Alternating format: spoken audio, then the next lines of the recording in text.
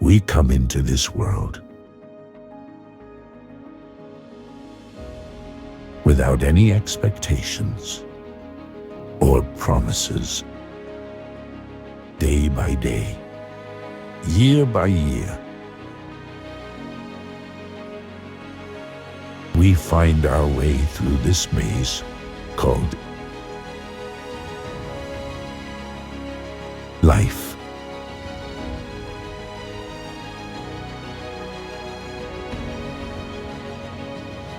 We are taught at an early age, work hard, do what's expected of you, and you can have an amazing retirement.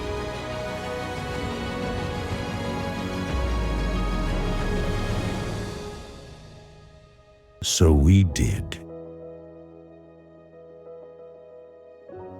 We worked hard.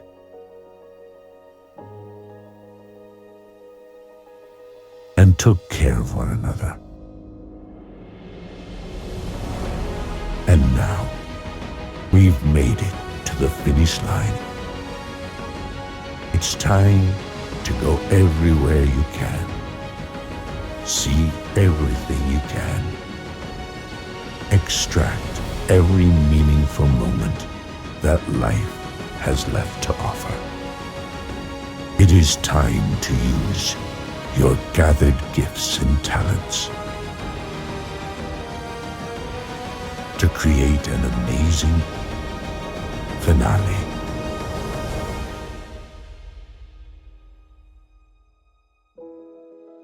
To an outstanding life.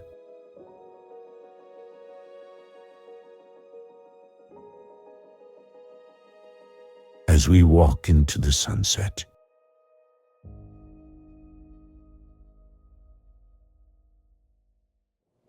welcome to episode 1 of Walking into the Sunset, our inaugural episode. I'm glad you could join us. First, I guess, a little bit about me. My name is Rich. I am a retired electrician. Well, pretty much. I retired from being an electrician a few years ago now, semi-retired, and went into doing something completely different. You see, I decided to do video production.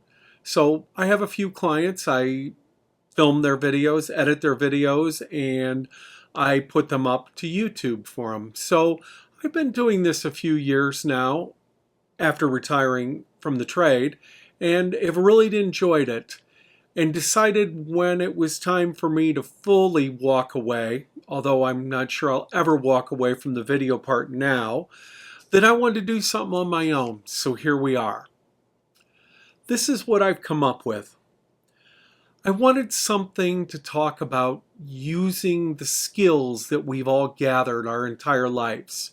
We've all gathered special skills that we really can take and formulate in a way to create that amazing finale to an amazing life. You may kind of see I'm using some of the words that were in the intro for this video and the trailer, and yes, it may be a little melodramatic, but during the time I was making it, it's kind of the way I felt.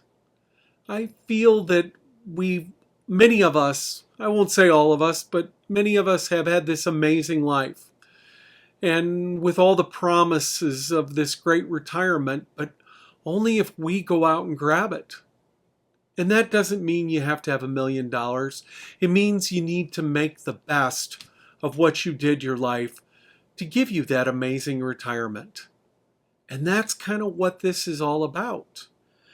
Now, I've got to say, this isn't going to be a channel about money, Social Security, Medicare, real estate investment.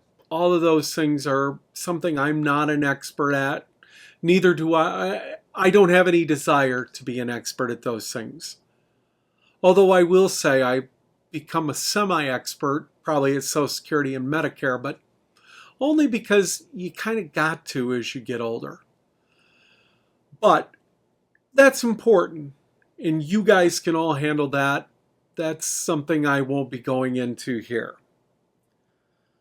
This is going to be a project-based channel, and it's going to be about going out and grabbing the best parts of those golden years. Before we go any further, I'd like to ask everybody that would to please subscribe and hit the bell. It's really important for YouTube creators for you to subscribe if you like our content. It helps us in the algorithm, it helps promote our channel, and hitting the bell will let you know when new content comes out. Now, if you don't like my channel or anybody's channel, you can always unsubscribe. And again, it doesn't cost you anything, but it's very important. So please subscribe and hit that bell. So about the channel. During the years that I've done YouTube videos for people and posted them, there are a few things that I've learned, including the YouTube videos I've watched over the years. The one thing that I really like, especially with project videos, is I wish the videos were numbered so I knew the order that they were in. So Walking into the Sunset is going to have numbered episodes, and of course this is episode number 1. Welcome. So going forward we will have numbered episodes, and also I plan to have episodes that are what we could call reviews on subjects. That way you don't have to go hunting through videos, and they'll all be very clearly labeled, so you're not wasting your time trying to figure out, where did I see that in a YouTube video? You'll be able to find it a lot easier. So, questions. If you have questions, please, give me the questions. I want to hear your questions, and I will give you the best answer I can. Comments, compliments, it's great. Please hit the thumbs up if you like my videos. That also helps. So, as far as the channel goes, yes, it's going to be a project-based channel. I've got a lot of projects in mind, but I have one huge project to start. And it's actually already started, but I needed to get ahead before I filmed this, so I had content to put out. Over the years, I loved camping. I've camped all my life, starting with my family as a young kid. I've camped all over the place. I've enjoyed it. And as a young adult, I bought an RV. And I learned a lot of things about RVs. And then I bought another RV. And I learned even more about RVs. I honestly would say many RVs kind of ruined camping for me in many ways, because I was sick of the failures, I was sick of the worries, all the things that go with that. So as the years went by, and one of the things I had a need for was a cargo trailer. And so I've owned a few cargo trailers over the years, and I was always absolutely amazed at how robust cargo trailers were, and I could fill them up and take them and, just abuse them, and they just kept going and they lasted. Well, all those cargo trailers have long since gone, but I decided as one of my retirement projects, and not that this is a unique idea of mine at all, there are many videos out there, I wanted to take a cargo trailer, a brand new one, and turn it into an RV.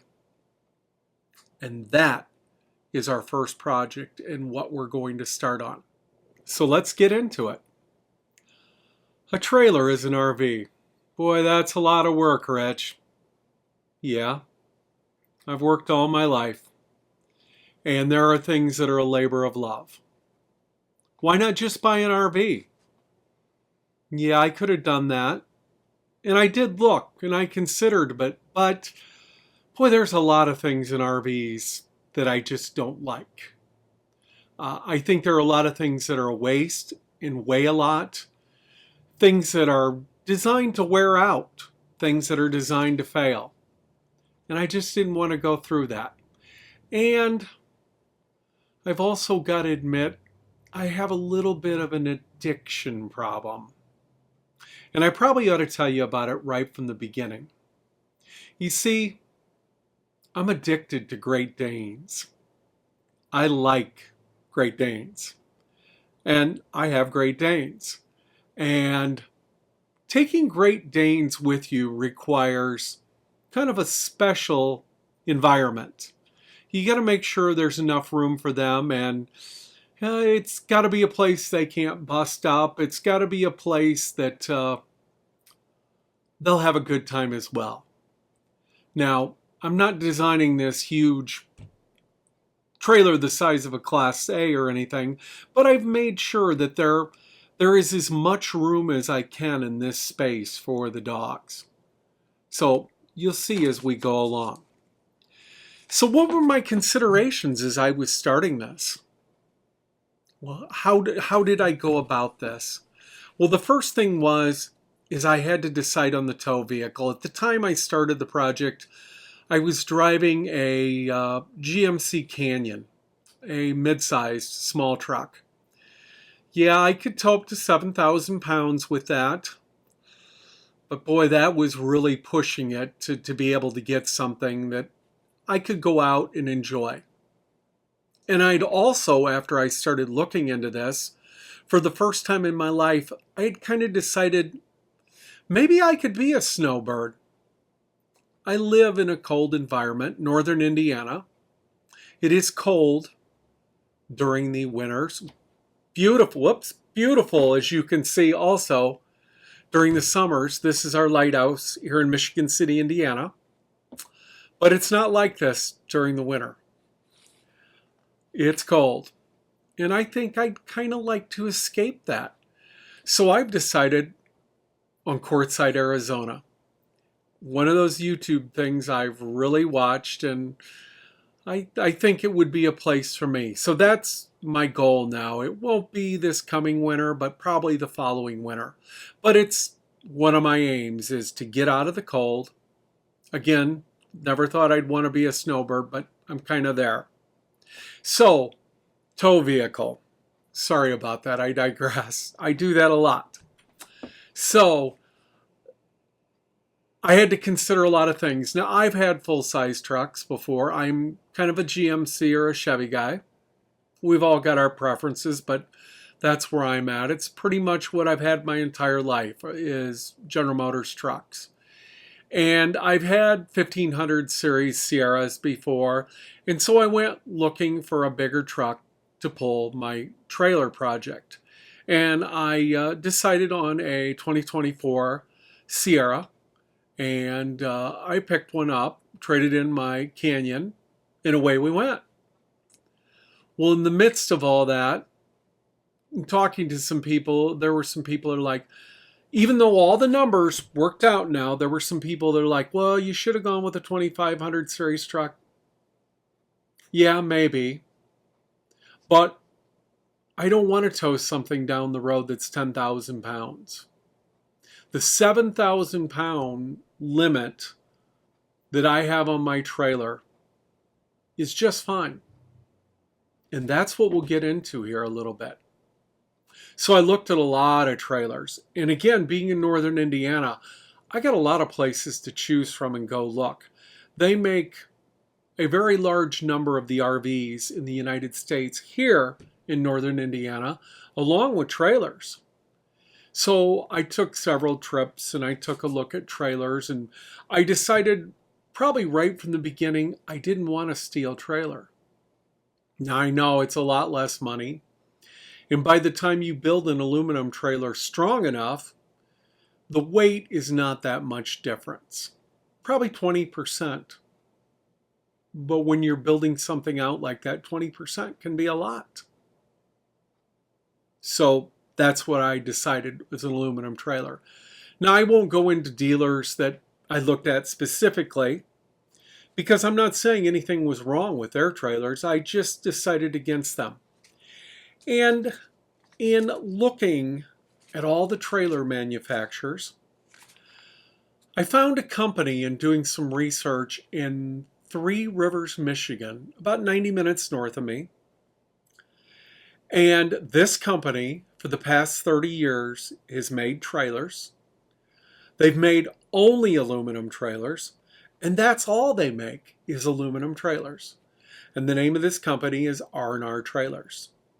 Now I'm going to say going forward, no sponsorship. They didn't give me any discounts on my trailer. They do know, however, know that I am doing this.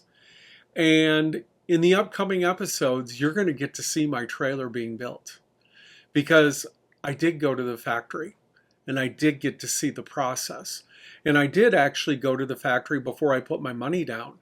And I got to see how they build trailers and the quality of their trailers. And they're actually pretty amazing.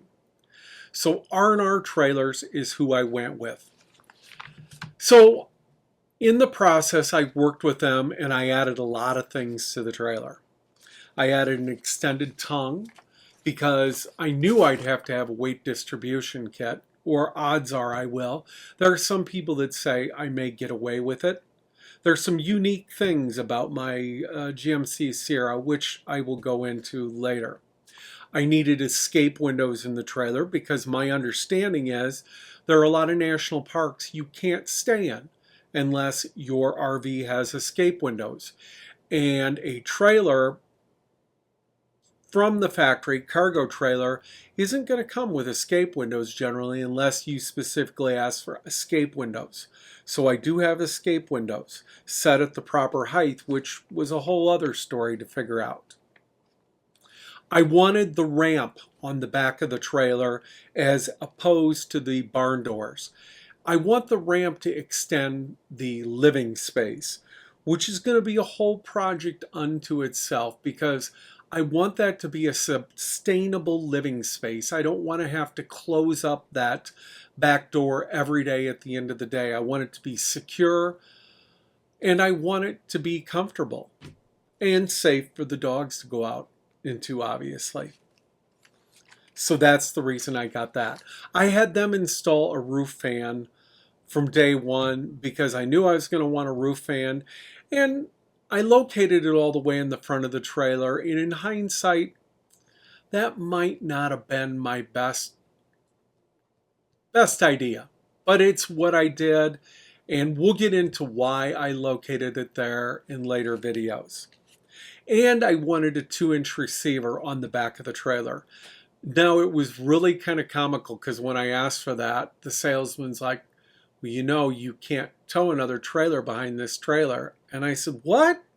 Anyway, what I want to put on the back of the trailer would either be a bicycle rack, which are common with 2-inch receivers, or the basket to maybe put a generator in or something like that. My priorities for this trailer are a little bit different. I've actually gone ahead and I've put them in percentages. And this is where I'm probably going to get a lot of comments and people are going to really disagree with a lot of my decisions. But I will start at the absolute lowest priority in my build. The lowest priority at only 10% is going to be aesthetics. I'm not saying I want to be in a trailer for months at a time with bare walls and wires hanging around, things like that. Aesthetics are important, but they're only 10% important. And the other thing you're going to learn about me is I'm a very linear person.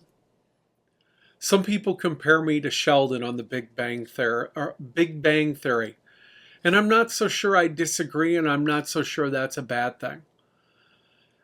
And I'm not saying everything's got to be perfect, but things have got to be linear for me. And that's why I have these priorities. So again, 10% aesthetics. Next was 20%, and that was cost. Although cost is important to me because I don't have unlimited funding and nobody's sponsoring this, I'm paying for all of it. Cost is only 20% of this. So believe it or not, there are 2 more items that are more important than the cost of this build. The next in the level of importance is at 30%, and that's the weight. You will see when we get started what the starting weight of the trailer is, what I have to work with, and what I want to end up with. I will go over all those things in another video and during the start, and I'll break it all down. But weight's going to be very important, primarily because I do have a 1500 series truck and I don't want a bigger truck. And I want to be able to have some personal possessions in there. You know, if you run the numbers, and I was one guilty of it for many years, most people seriously overload their RVs. If they were ever to take a look at what they can haul in their RV, how much weight they're allowed, they would be shocked, because the weight they're allowed does not include water, black water, gray water, personal possessions, things in your refrigerator. It is above the dry weight of the camper, empty. So I'm designing something, although it may seem minimal to others, is very substantial to me as you see it built. And I'm putting the things that I believe the most important into this build. Now, one of the unique things is going to be, at the close of each episode, you're going to see a tally of what the weight is of the trailer as we're doing this. So every episode will have a new tally, a new weight, and you'll see how as we progress through the project. The last thing, 40% in the final piece that makes 100 here. Usefulness. Now that's a broad term, but let me tell you what I mean by that. I want what I'm putting into this to be useful in every part of my life. What do you mean by that, Rich? Well, I'm not going to RV full time. I'd like to RV many months of the year, but I'm always going to have a home base. Maybe not always here, but I'm always going to have a home base. So I'm going to have needs here. So there are going to be things that I can use both in the RV and in my home base. You know, one of the things people have with an RV is everything they have is stuck in the RV. It's useful only there. So being a retired electrician, one of the things I considered this build out, and you get to see as we go on, and I'm just going to give you one example. We'll cover this in detail later. Why would I build this elaborate electrical system, which you might expect I would, being a retired electrician, and I want this trailer to be off-grid to the max. It will have ways to connect to the grid, but it is going to be an off-grid unit to the extreme. I didn't want everything in there to be stuck there. You know, where we live, and probably where I always live, there will always be power outages. There'll always be times I need power. So, as an example, I decided to go with power stations, EcoFlow in particular. And again, not sponsored, none of this is sponsored. So I've done years actually of studying, and I've picked out EcoFlow's Delta Pro 3 or Delta Pro and extra batteries. And so not only when I'm not using the RV can I remove it and use it here at the homestead, but also if I need to change the weight distribution of the trailer at any point when I'm hauling it long distances, guess what? I can. I'm not stuck with my batteries on one side or the other, the front or the back. And several things that are a part of this build are going to be that way. Along with that, I wanted the major components in my build to be easily replaceable, whether it's the power stations or the refrigerator or, yes, even the HVAC, air conditioning and heating. I wanted all these things because they were so critical to the build to be something that could easily be replaced on the fly. Now, a lot of people probably aren't going to agree with me or agree how I'm going to do things, and that's all right, because that's what this channel is going to be about. I'm going to do a lot of things that are going to be very different than other cargo trailer builds you've seen or than what RVs are.